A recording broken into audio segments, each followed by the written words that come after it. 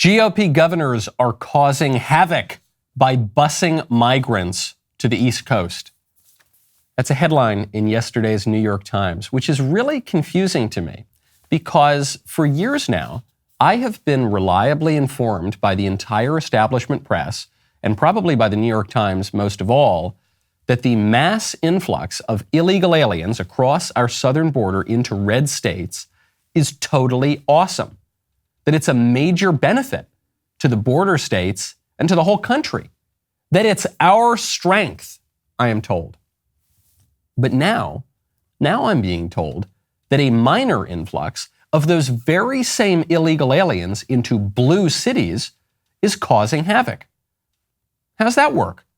The New York Times writes, quote, "A political tactic by the governors of Texas and Arizona to offload the problems caused by record levels of migration at the border is beginning to hit home in Washington, as hundreds of undocumented migrants arriving on the governor's free bus rides each week increasingly tax the capital's ability to provide emergency food and housing." But hold on, wait. Problems? Hold on. I've been told for years that illegal immigrants don't use up public resources, that they are net contributors to the economy. So how is it that the busloads of immigrants are taxing Washington, D.C.'s, quote, ability to provide food and housing? They should be bringing their own food. They should be able to afford their own housing. They're net contributors, right? That's what the libs tell us when the illegal aliens show up to the red states. What changed? The piece concludes with the sad story of a 22-year-old illegal alien named Juan who said he felt unwelcome in liberal Washington, D.C. Without any money or any way to support himself, he ended up in a homeless shelter. But he said, quote, "The guys were yelling at us and we couldn't understand a word. It was clear they didn't want us there." Again, so weird. Because Texans and Arizonans and all the other Americans along the border have been clear that they don't want more illegal immigration. They don't want people being trafficked by criminal cartels into their communities, bringing crime and drugs and all sorts of bad stuff. It's always been the Democrat politicians in Washington, D.C., who have encouraged these foreign nationals to pay off the cartels and often go into debt with the cartels and enter into our country illegally. But it turns out those Democrats don't want the illegal aliens either. They just want to use the illegal aliens to weaken red states, to cause havoc. And after decades of this abuse at the hands of the libs, the red states are finally sending the havoc back to them. I'm Michael Knowles. This is The Michael Knowles Show.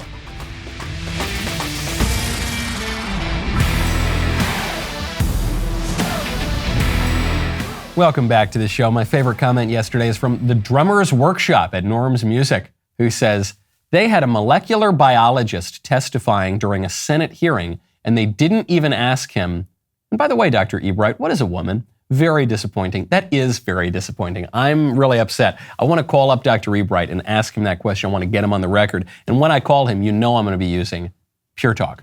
Right now, head on over to puretalk.com, enter promo code Knowles. Bidenflation has left every business trying to nickel and dime you. They're all trying to figure out how much they can squeeze you to offset their increasing costs. Not Pure Talk. This is why I love Pure Talk. Pure Talk drew the line in the sand. They said, stop screwing over the American public. When you sign up with Pure Talk this month, you are going to get their best offer yet. You are going to get 1 month free, just completely free. You're going to save probably 2/3 of what you're currently spending on your cell phone bill for all the talk, all the text, all the data you want on America's most reliable 5G network. You're going to do all of that for $30 a month, except for that first month where it's $0 a month. Right now, when you make that switch, go to puretalk.com, enter promo code Knowles for this special offer. Do you need another reason? When you choose Pure Talk, you're choosing to support American jobs, not a company that sends them overseas to China or other places that hate us. You're choosing to support a veteran-owned, American-based company, and, most important of all, a sponsor of everything we do here at the Daily Wire, and the sponsor of the Voice Mailbag, which is my favorite segment. So head on over right now to puretalk.com, select a plan, maybe add a new iPhone or Android, whatever you want. Add promo code Knowles, Knowles, get 1 month for free. Speaking of strange headlines, We got a strange headline, actually from the Daily Wire. It's not just the Daily Wire, though. Strange headline that's coming from pretty much every news outlet in the country. And the headline is this: WNBA star Brittany Griner sentenced to 9 years in Russian prison. And I think this is the first time that the Daily Wire has ever published fake news. Because they accuse us of publishing fake news all the time. I don't think we have until yesterday when this article came out. Because there is no such thing as a WNBA star, right? Can't we all agree on that?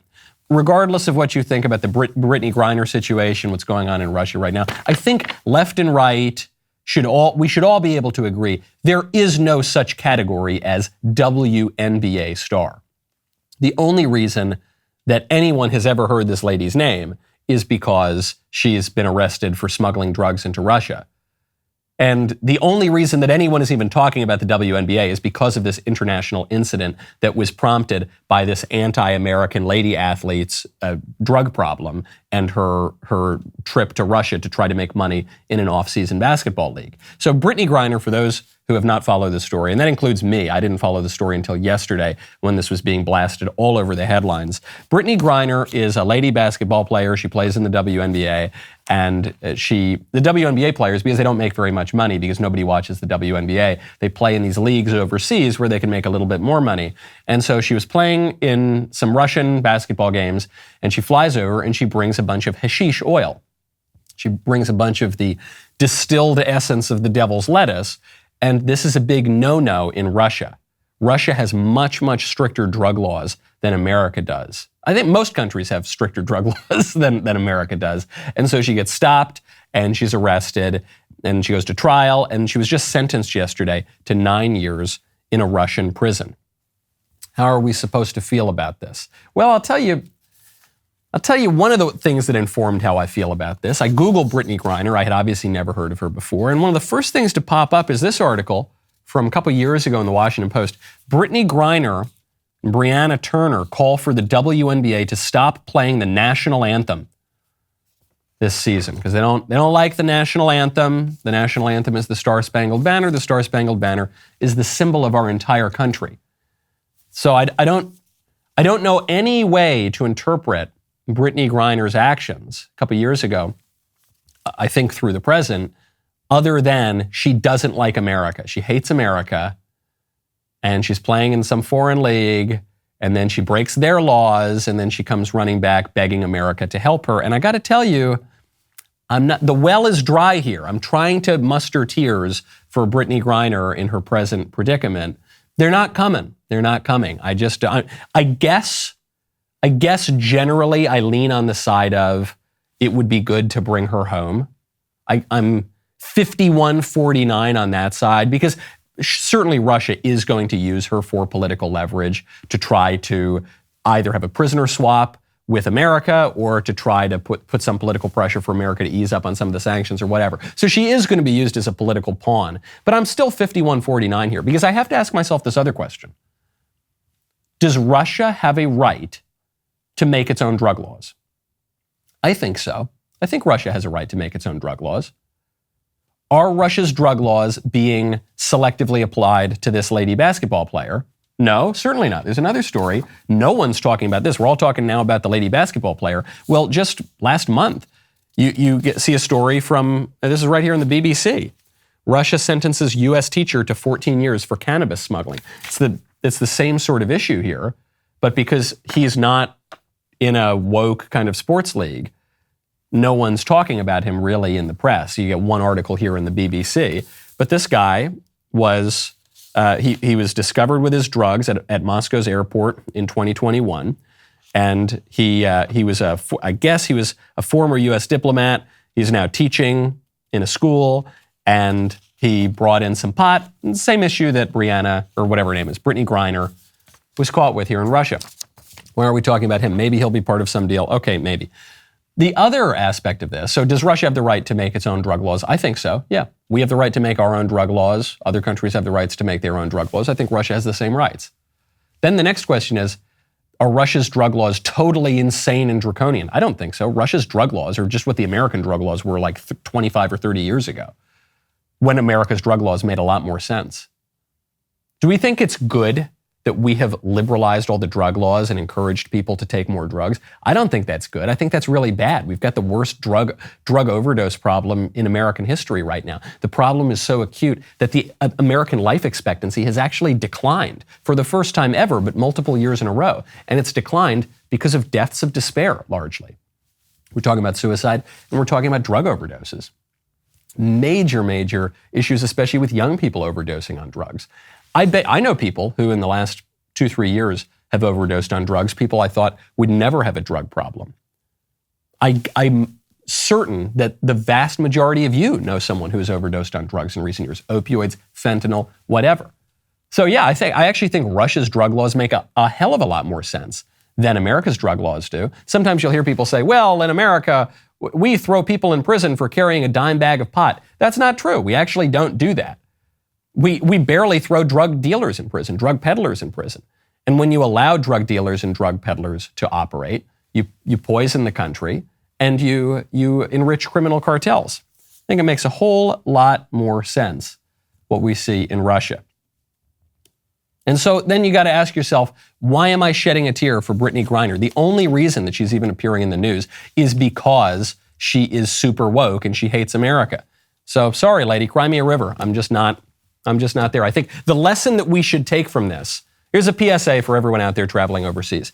Don't smuggle drugs into foreign countries. Lesson number 2, don't smuggle drugs into hostile foreign countries. Lesson number 3, don't smuggle drugs into hostile foreign countries that have had nuclear weapons pointed at the heads of you and your countrymen for the last 70 years. Okay? That's my PSA to everybody. And the other lesson that we should maybe learn here is maybe we could learn a thing or two from the way that other countries are dealing with the drug problem before our entire country overdoses on dope. Because we're a nation of dopes these days. Not the regular American people, but the political leadership. No question about it. When you want to protect yourself, when you want to protect yourself from the predations of terrible political leaders who are destroying the economy, you might want to check out Birch Gold. Right now, text Knowles to 989898. The consumer price index has reached yet another 40-year high. The latest GDP numbers confirm that the United States is in a recession, despite the best efforts of the current administration to redefine what recession means. We are, right this second, in a recession. Take action to protect your savings from a highly turbulent economy right now by diversifying at least some of your investment portfolio into gold and silver from Birch Gold Group. Text Knowles, Knowles, to 989898. And Birch Gold will send you a free information kit on how to transition an IRA or eligible 401k into an IRA in precious metals. Birch Gold will even help you hold gold in a tax-sheltered account. For decades, investors have relied on gold and silver as a hedge against inflation. Now you can too. Here we are. Here's the inflation. With an A+ rating from the Better Business Bureau, countless 5-star reviews, and thousands of satisfied customers, secure your future with gold from Birch Gold right now. Text Knowles, Knowles, to 989898. Get real help from Birch Gold today. That is Knowles. Text it to 989898. Claim your free, no-obligation information kit on how to protect your hard-earned savings with gold. Speaking of bad stuff to put in your body, Cracker Barrel. Cracker Barrel's not the bad stuff. I love Cracker Barrel. The bad stuff to put in your body in this context is the fake sausage that Cracker Barrel is now peddling. Cracker Barrel had this post. It went up yesterday. They said, discover new meat frontiers. Experience the out-of-this-world flavor of the impossible sausage made from plants next time you build your own breakfast. This story was brought to my attention by Aaron McIntyre. I looked at this story. I thought, oh my gosh, this is the most devastating argument against the free market I've ever heard in my life. This is devastating because there is no way in hell that the vegan, vegetarian, whatever fake sausage at Cracker Barrel is being driven by customer demand. Not one single person who has ever walked into a Cracker Barrel would even consider eating fake vegetarian sausage. Not one. People who walk into Cracker Barrel, myself included, tend to be a little heartier, a little more old school, sometimes a little more on the Big Bubba side of things What they would want, if there were going to be any change to Cracker Barrel's sausage, they would want them to add more meat to it. They would want the sausage to be pork and beef and probably veal, and they would just add as much meat as possible. Okay, this decision is being driven from the top. This decision is woke executives, or who knows, the kinds of people in the big funding firms, in whatever it is, venture capital and the public markets, who are pushing ESG, environmental, social, governance policies. They're the kind of people who are saying, we need to impose these new standards. The same people who want us to live in our pods and eat the bugs and not own anything and be totally happy and stop driving cars and take bicycles everywhere and take public transportation. These are the people who say, you don't get to eat your sausage anymore. You don't get to eat meat. Now you have to eat impossible meat. Yum, yum, it's so delicious. That's where those decisions are coming from. This is not a corporation responding to market demand. And unfortunately, that's the way that a lot of our market operates. That's the way a lot of our businesses operate. This is why, though I'm a conservative and I have a ton of respect for free markets, and I think free markets can be a good means to an end for a flourishing society, I do not worship at the altar of the free market, okay? Because I know, one, that free markets can be so easily perverted, and two, it takes a political order to set the parameters of a market. Just like you think of a physical marketplace that you go to, a physical marketplace has little roads and streets and building codes and ways that it's designed, and that is established by the political order. Well, the same thing holds true in the economic market, in the more abstract market. And the fact is, there are a lot of activists out there who are manipulating market forces to try to not respond to customer demand, but to change customer demand and to turn us into a nation of, to use a popular phrase, weak soy boy beta cucks who are just eating a bunch of fake plant sausage instead of good, delicious pork sausage like we were intended to eat. So I certainly will never eat the impossible sausage at Cracker Barrel. I've seen outrage from fellow Cracker Barrel fans like I am. And if those guys know what's good for them, they will get rid of this vegetarian crap from the menu. Because until they do, I am not stepping foot back into a Cracker Barrel. These woke executives think they can force their will on us. I don't think so, Buster. Hit them where it hurts, right in the pocketbook. Enough about sausage. We have to get to monkeypox. There is a headline in the Washington Post about monkeypox. Here's the headline. As monkeypox strikes gay men, officials debate warnings to limit partners. What's the debate? Here, they're admitting, the Washington Post is admitting monkeypox strikes gay men. Virtually everyone who gets monkeypox is a homosexual man, and not even just any homosexual man. Homosexual men who have sex with lots of other homosexual men. It's not even the ones who just have sex with one homosexual man. It's the ones who go to bathhouses and gay orgies and all that kind of stuff. And so we know that is how it spreads.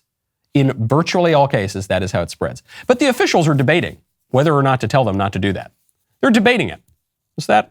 Well, I don't know. A lot of people are saying we shouldn't do that. That's not nice. This is the first paragraph. San Francisco. Thousands of gay men clad in leather, latex, and often much less partied along Folsom Street here last weekend during the annual Kink and Fetish Festival, even after the city had just declared the monkeypox outbreak striking its gay community a health emergency. One day after the World Health Organization urged men to sleep with fewer men to reduce transmission, San Francisco public health officials made no attempt to rein in festivities or warn attendees to have less sex. This is really sad. The fact that these festivals are even allowed to take place is a national scandal. And sometimes we say, gosh, the founding fathers would be rolling over in their graves. Forget the founding fathers. People who were alive during the Clinton administration would be rolling over in their graves, pulling their hair out. Many of them are. Okay, it wasn't so long ago that this sort of thing would be unthinkable. And now the public officials and the media are debating whether or not it is appropriate even to suggest that maybe the guys who show up to the leather kink fetish festival have sex with slightly fewer men at the festival to stop spreading a virus that is spread almost exclusively that way. Now, the debate here, the whole premise of the article is that monkeypox policy is being based on politics, not science. And we talked about this yesterday on a totally separate subject on COVID. But the same thing holds true here. That's good. The debate actually is good. It should be in the realm of politics, not of science. The libs are unwittingly at least engaging in the debate the right way. Because whether or not we want to have a society full of leather, kinky fetish festivals and orgies and people stooping each other in the middle of the street, that really isn't a scientific question. I don't care. If Fauci came out tomorrow and he said, the science is in, the data are here, leather, kinky fetish festivals are very good for public health. I wouldn't believe him because he's Dr. Fauci, so I usually think that whatever he says, the opposite is true. But even if it were a scientist that were credible, I wouldn't care. It's not a question for the scientists in the lab coats. It's a question for us, for we the people in our political society. And I, for one, think that the reason that we should encourage homosexual men to stop having sex with multiple partners a day at the fetish festival in San Francisco, the reason to encourage them to do that is not just because they're going to get a virus that shouldn't even exist in America. That's one reason, but the other reason is it's bad for you. Don't do that. Do we really want a society with the leather festivals in the middle of San Francisco? I don't. I think that's bad. I think that should be discouraged. I don't think there's any constitutional right to the Leather Kink Festival. I don't think there's any natural right to have sex with multiple partners in the middle of the streets with a bunch of leather daddies and all sorts of weird, eccentric sexual. I don't think there's no right to that. And in America, we strongly discouraged that for a very long time through our laws and through our culture and through our standards and through our taboos. And now not only do we tolerate it, but we celebrate it. And isn't that crazy? Does anyone seriously believe that the most liberal-minded person listening to this show right now, the most totally pro-LGBT, whatever you want to call yourself, do you really believe this sort of thing should be celebrated? We should celebrate. Oh gosh, Norm Macdonald had a whole bit on this about the Pride Festival, and sometimes parents would show up to the Pride Festival. And you say, look, do I love my son? My gay son? Yeah, I love my son. Do I tolerate homosexuality? Yeah, sure, maybe we'll tolerate homosexuality. But are you proud? You show up to the leather kink festival and you say, I'm so proud of my son. Gosh, I'm so proud. Look at him there, getting dragged around by a leash by 3 half-naked dudes. Gosh, nothing fills me with more pride than that. No, of course not. And we as a society have some right to have some say about that as well, because we have something called community standards. So I'm glad that the officials are debating this. I'm glad that we're not just taking a scientific explanation. Let's debate it. Great. I'm glad we opened up that debate. Let's debate it. I think it's bad for everybody and deviant and abhorrent, and we should just, generally speaking, ban the leather festivals from the middle of the street so that they don't scare the horses or scandalize the kids. Or the rest of the public too. That's my side of the debate. Where do you fall in? I bet you, the vast majority of people, I bet you the vast majority of reasonable homosexuals, the vast majority of everybody across all these demographics would agree, keep this crap out of the streets to stop monkeypox and also to stop all the decadence. Speaking of politics and science, Governor Ron DeSantis just removed a state attorney from office. He did this because he had a state attorney who refused to enforce the law. And there are a few laws here that the state attorney didn't want to enforce. He did not want to enforce a law that prohibits transgender surgery for the kids. He said, I'm very pro-transing the kids. The governor and the state legislature have outlawed transing the kids. Well, I don't care. Screw their law. I'm going to continue to support transing the kids. And then the other one was Florida's abortion laws. So now that Florida has more pro-life laws in place, the state attorney said he wasn't going to respect those laws or acknowledge them. And so Ron DeSantis came out and he said, all right, you lost your job.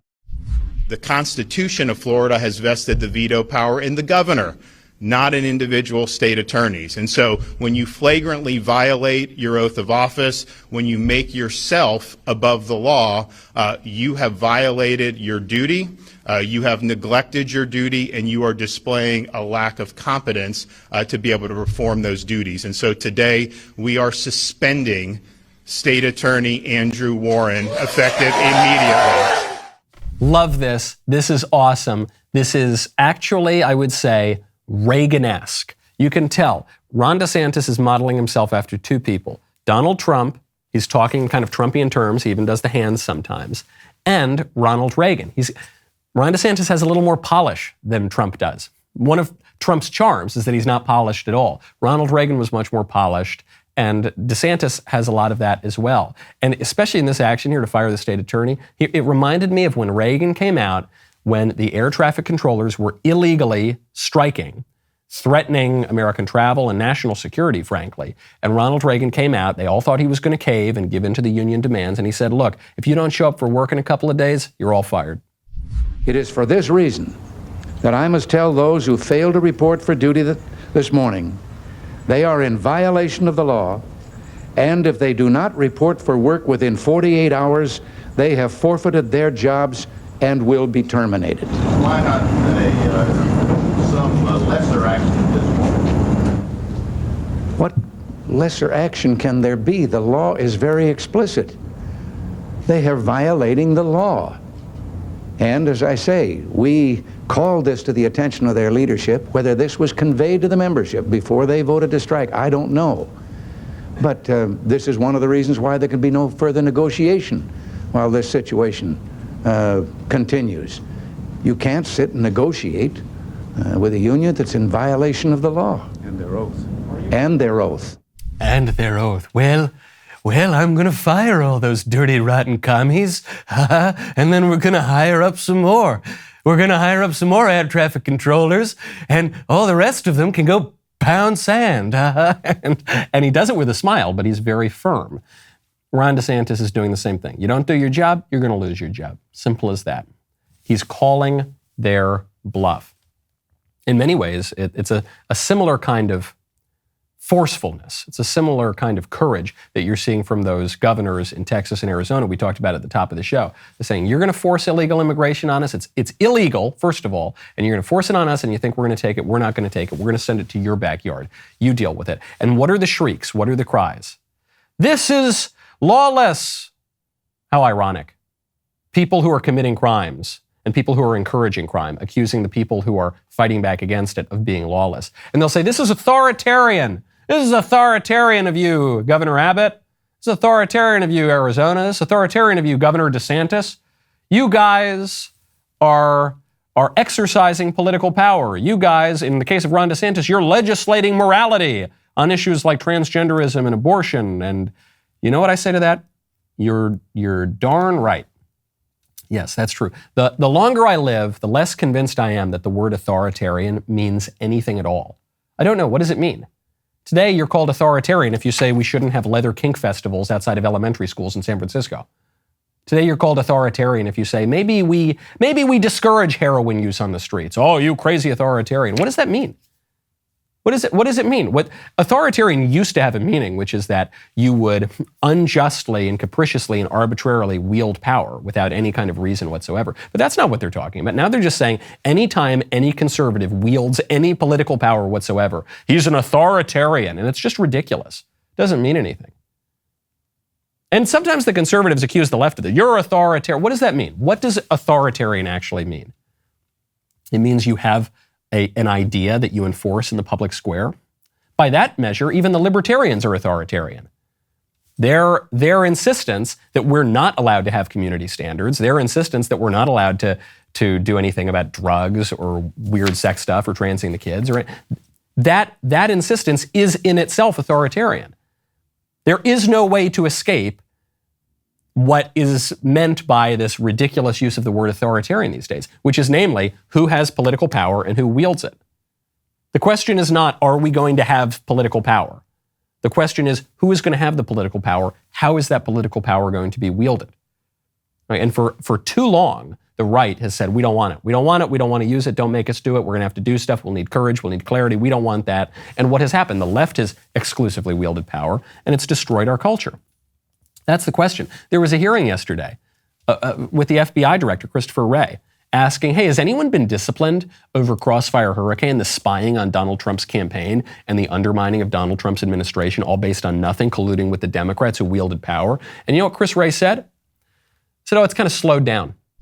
Can you give me an idea of anyone who's been held accountable who was involved in Crossfire Hurricane investigation? What specific actions, if any, have been taken? Well, we've taken a whole slew of actions in response to the Crossfire Hurricane report. I think over 40 plus corrective measures and so forth. Is anybody in the Bureau there are a number of disciplined? There are a number of people who are currently in our what we call Office of Professional Responsibility, which is our disciplinary arm.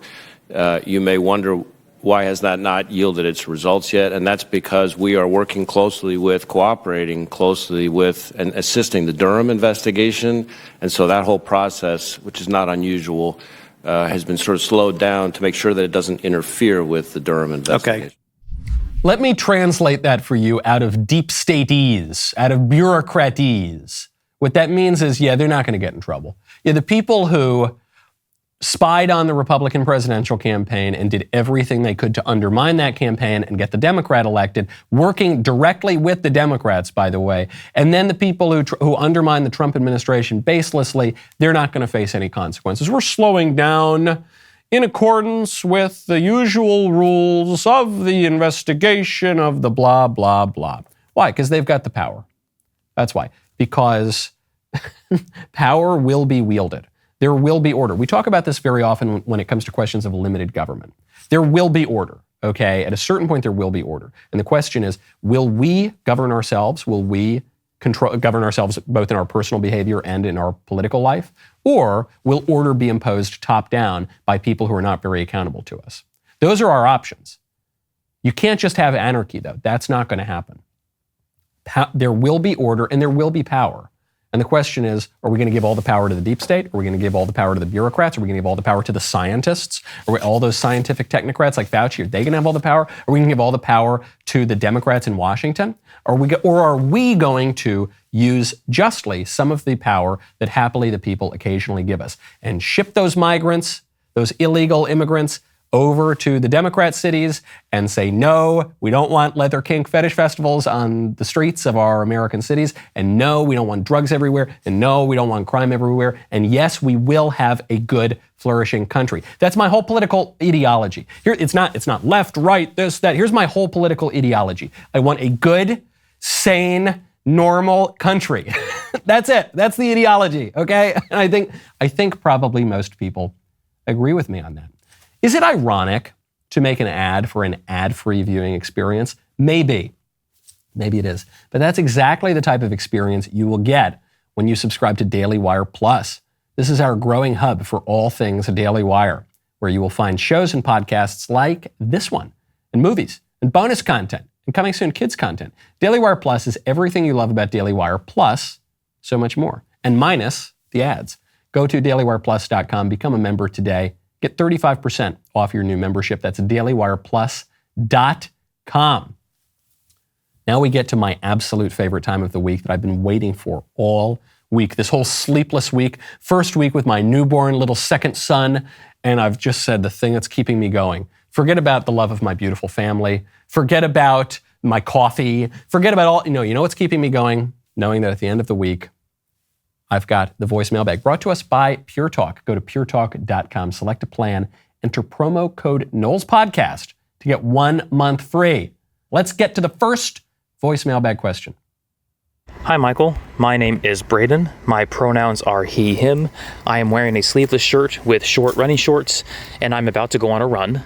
I identify as white, but during the summertime, people misidentify me as tan. Mm-hmm. With the increase in LGBTQ themes in children's films, I would appreciate it if you could quickly expound on why this content, such as a gay or lesbian kissing, scene, which would be similar to something you would see between a Disney prince and a princess, is wrong. This is one of those things that feels wrong to me, but I'm struggling to explain to myself why. I appreciate it, and again, thank you so much for your show. Oh, well, this is easy. It's wrong because boys are supposed to kiss girls. I think. Are you asking me why gay kissing seems wrong to people? Why people just have a kind of natural reaction to it is because we know that boys are supposed to kiss girls. This doesn't mean that we need to be really cruel and mean to homosexuals. Doesn't mean that homosexuals don't exist and haven't always existed. It just means that's not normal. That's not the way things are supposed to be. Things have purposes. The Leftist Tears tumbler has a purpose. It's to carry delicious, salty leftist tears. The microphone has a purpose. It's to transmit my dulcet tones to you right directly to your ears. And our bodies have purposes too.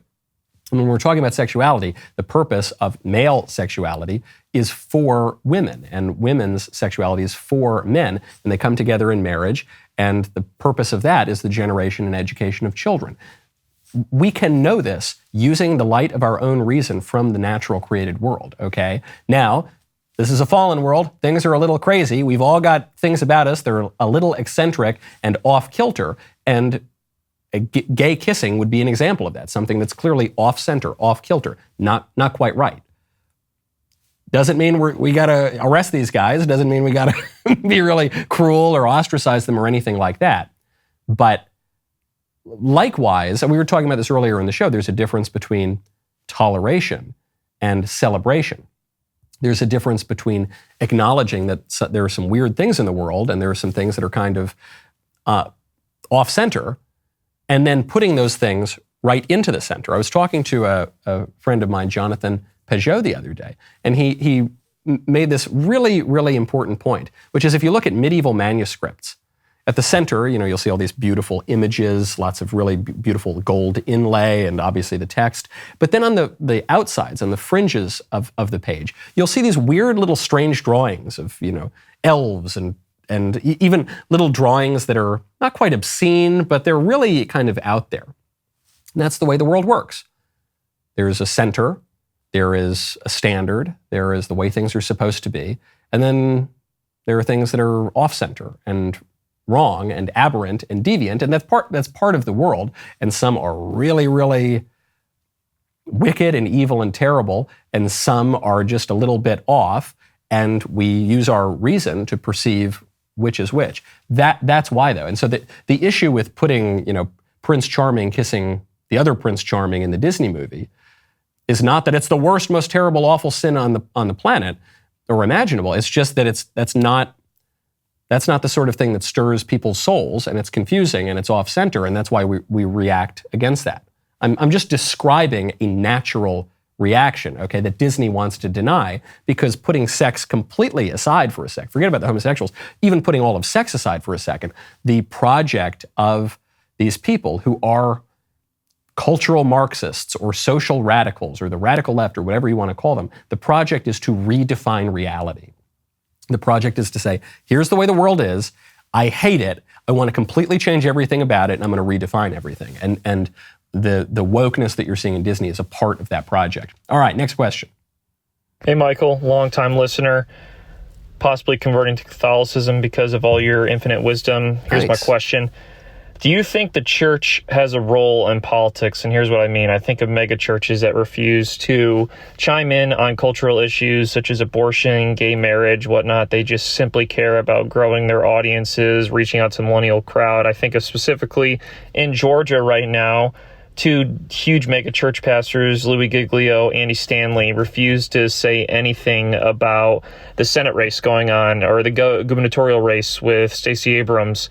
And then obviously, like I said, the Senate race with Raphael Warnock. Do you think they have a role in saying anything? Do you think they should be preaching their congregation about who is the most biblical candidate?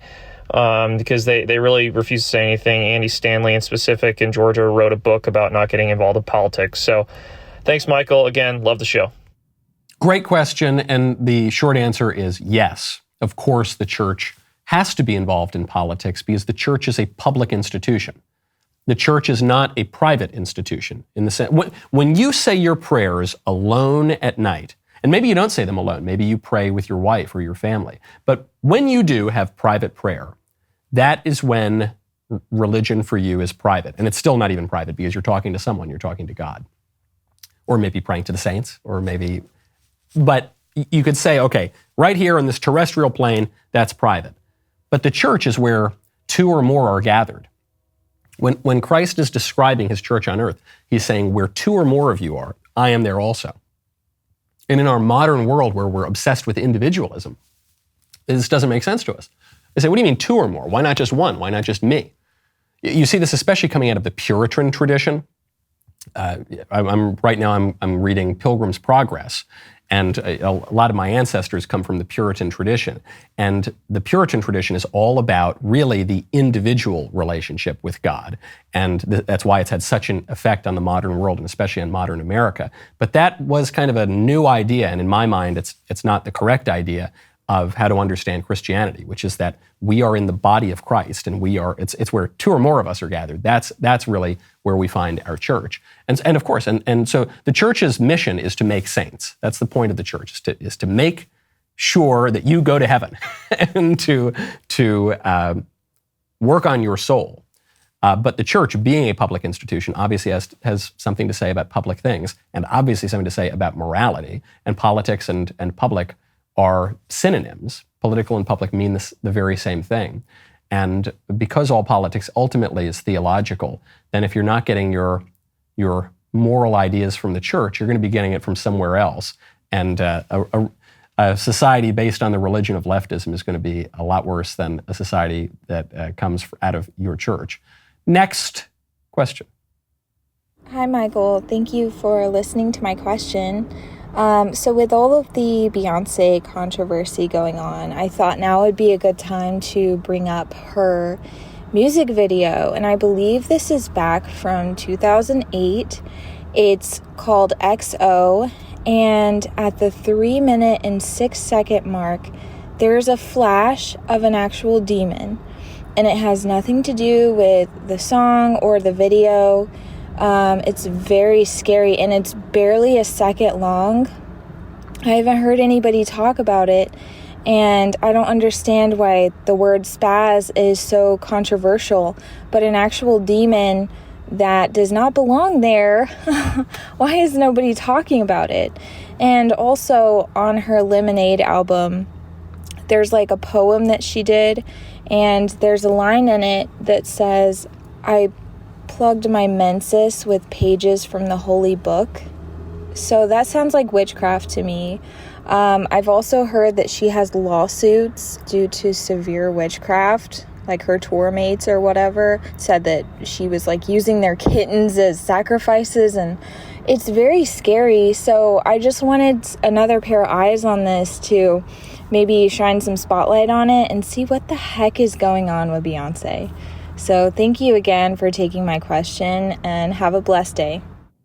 So I don't know about the witchcraft kitten stuff, but I do remember the demon image. And it's really, really weird. If you haven't seen this video, Beyonce just flashes a demon, like an actual demon, just without any reason that would come from the plot of the music video or anything like that. It just flashes the demon there. And I have to tell you, I'm not surprised when that sort of stuff happens, because the devil is the prince of this world, because we're fighting against principalities and powers and spiritual wickedness in the high places. So when that peeks through the veil a little bit, I'm not really all that surprised. Demons are real. The devil is real. To quote Antonin Scalia when he was giving an interview to a very glib New York Magazine reporter, many more intelligent people than you and me have believed in the devil, okay? You should have a healthy caution about spiritual wickedness. You should have a healthy fear of sin and do your best not to sin, because it's all real, okay? It is all real. C.S. Lewis makes an important point too, which is sometimes when people come to realize that good and bad are real things, and the devil is a real person, and people get really, really interested in that, in the occult. and you are seeing a rise in interest in the occult right now, especially as public Christianity wanes. And C.S. Lewis gives good advice, which is you should not totally ignore the fact that demons are real. You need to be aware of it, but you shouldn't be too interested either. Be aware of it, know that it's real, be on guard. You know, the devil is crouching in the corner, sin is crouching in the corner, waiting to pounce on you and gobble you up at every given second. We are living in a world of intense spiritual combat happening all around us and through us. But don't harp on it all the time, okay? I don't know what Beyonce's doing. I mean, she's had all sorts of weird occult kind of imagery in her music for a long time, so I hope things turn out okay for her. But as far as it pertains to you, I don't really care about Beyonce all that much, though we do share a last name and are probably cousins. As it pertains to you, I wouldn't focus on it too much. Just do the right thing and don't sin. Don't sin, and don't sacrifice any cats, and don't do whatever Beyonce allegedly did with the book and all, and with the Bible and everything. Don't do that, and just do the right thing. Next voicemail back question. Michael, you talk an awful lot about being Sicilian and swarthy, hairy and dark. Well, you're not that dark. And you don't look that hairy. You got the brown hair. Maybe you got the brown eyes. It's hard to tell. But, I got to question you. You say you're Sicilian. You say you're Italian. But I just don't know. I mean, come on. What's Knowles? What was your mother thinking, marrying a guy named Knowles?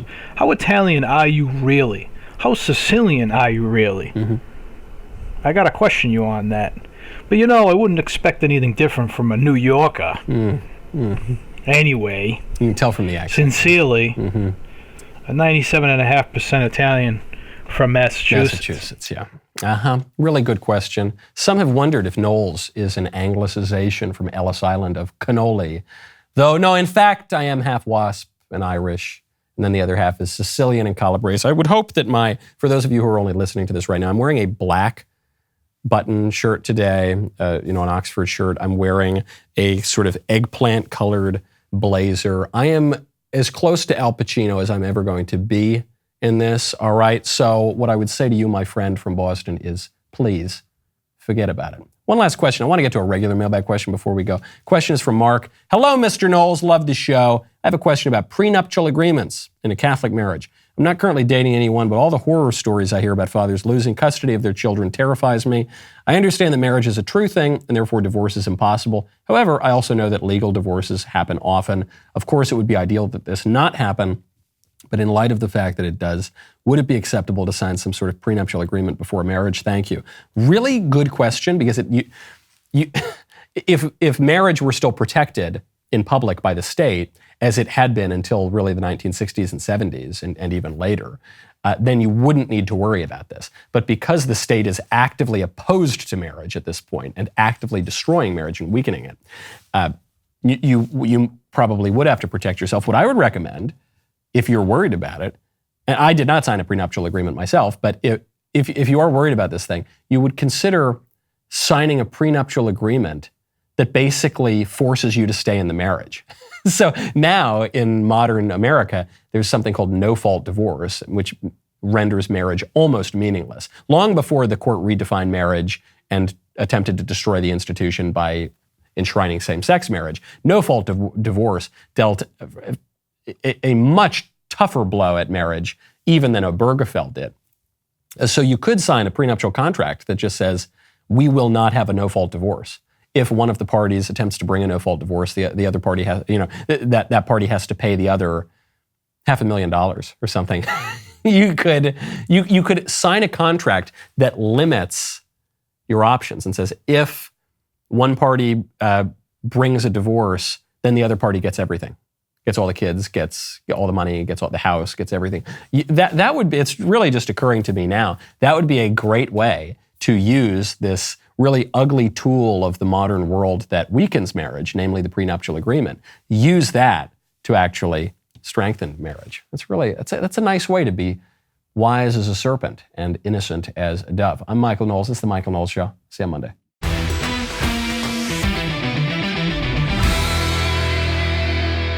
The Michael Knowles Show is produced by Ben Davies. Executive producer, Jeremy Boring. Supervising producer, Mathis Glover. Production manager, Pavel Vidovsky. Editor and associate producer, Danny D'Amico. Associate producer, Justine Turley. Audio mixer, Mike Coromina. And hair and makeup by Cherokee Hart. The Michael Knowles Show is a Daily Wire production. Copyright Daily Wire 2022.